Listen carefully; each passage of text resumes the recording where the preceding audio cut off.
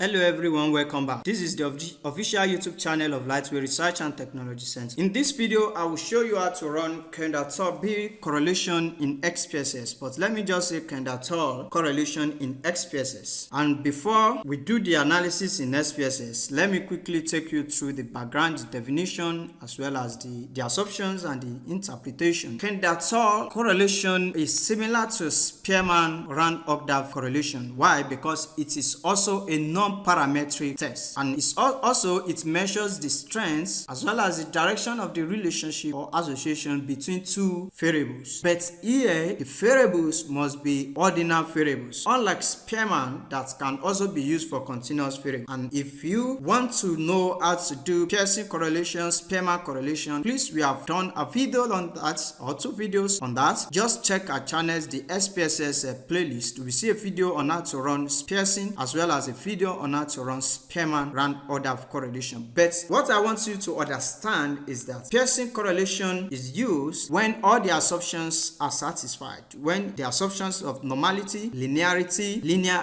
continuous variable of observations, all those assumptions must be satisfied. So if your data fails any, then you can now make use of Spearman correlation. Spearman correlation is a non-parametric, and its advantage is that it can be used when the assumptions specified under the Pearson correlations are not met. When your variable or your data fails any of the assumption, you can use Spearman, and you can use Spearman for both ordinal, interval, or ratio. But for Kendall, you can only use it for ordinal level variables. You cannot use it for continuous variables. And this one also evaluates the correspondence between the ranking of two variables, accounting for the tied ranks, which make it more accurate than Kendall A when ties are present. So now when there is relationship among the ranking of the variables or the categories, then this particular test can be used. But take note, it can be used particularly when your variables are ordinal, the categorical data. This test is also useful when your data involves ranking or Likert scales, like 1 for let me say 5 for strongly agree, 4 for agree, and so on and so forth. So you can make use of Kendall. And it is perfect when you are not sure if your data meets the assumptions of Pearson or Spearman correlation. You know, Spearman too has a weak assumption concerning outliers. So when you notice that you have outliers in your data and you know that Spearman may give you biased results, then you can just make use of Kendall correlation test. When to use Kendall? First is that it is great when there are ties in the data, which happens often in a survey. So this one is used when both variables are ordinal, which I've said. It is also suitable when the sample size is small. When you have a small sample size that is less than the required, like here we have hundreds. When you have something like less than 30, you can make use of this. Also, it's handle ties better than, of course, Spearman to handle ties, but this one handles it better. Now let us look at the assumptions of Kendall. The first one is that your variables must be measured in ordinal form, or if it is a continuous variable, you can convert it to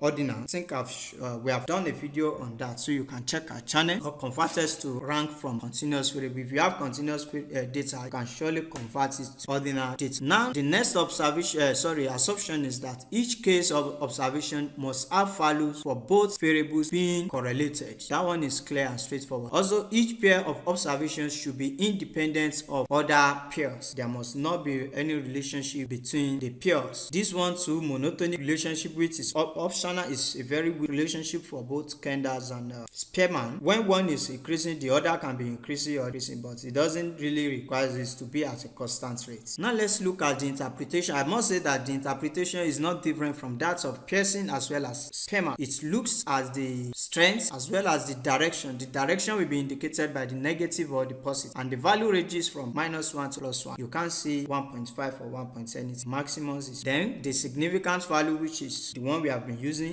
5%, 0.0. So those are the things that you need to know, and once you know all these things, interpreting your results will not be an issue. So let's go to SPSS so that I can show you how to do this or to run this analysis. The steps are not different from the previous one, that is Pearson as well as Spearman. You go to analyze, then you click on correlate, you select bivariate. Once bivariate is selected, here you are not going to pick continuous variables, you are going to look out for ordinal. So let's look out for the relationship between employment and exercise. Yes, employment and exercise. We want to know whether the nature of your job affects your body exercise. So let's check that out. Employment, the second category, ordinal is exercise. So we have it there. Here you're going to uncheck piercing. You now check Kendall top bill. So you check this. Once you check this, you click OK. Then you have your results. You can see the results. This one, yes, this one is significant, and you can see it's indicated here. Unlike piercing and sperma, correlation is significant at 5%. You can see it is significant. And the relationship between exercise and employment, though it is not strong, but it's fair compared to what we obtained for piercing and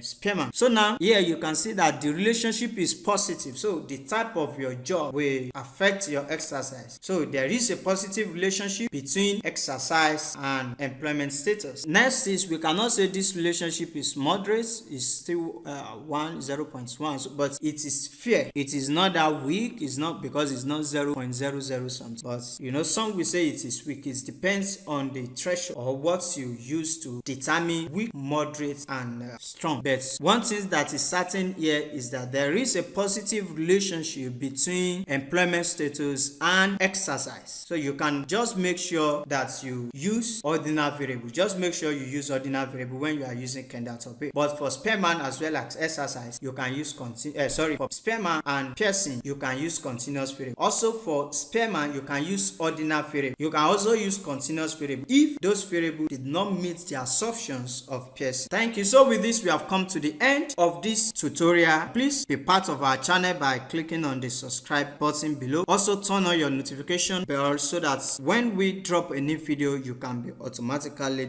notified. And if you're a student, you can discuss our channel with your classmates and encourage them to also subscribe to this channel.